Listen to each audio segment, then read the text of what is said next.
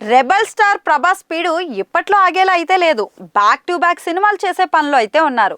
సాలార్, కల్కి సినిమాలతో block buster hits అందుకున్న ప్రభాస్ ఇప్పుడు వరుస సినిమాలు చేస్తున్నారు.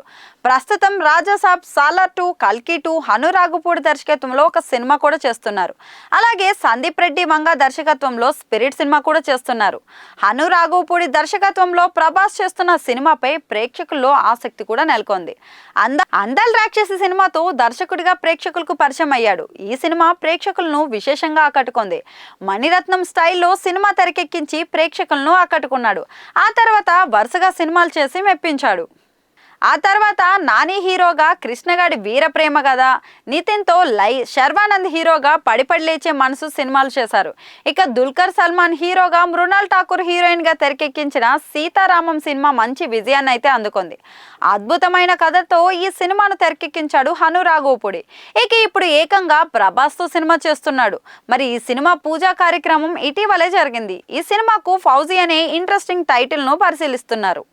ఈ సినిమాలో హీరోయిన్ గా ఇమాన్వి నటిస్తోంది. ఇమాన్వి మొన్నటి వరకు ప్రేక్షకులకు పెద్దగా తెలియదు.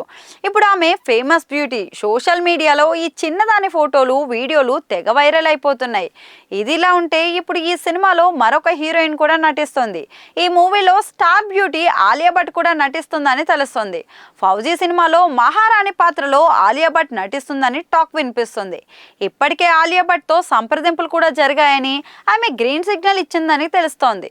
త్వరలోనే దీనిపై అయితే ఒక క్లారిటీ వచ్చే అవకాశాలున్నాయి.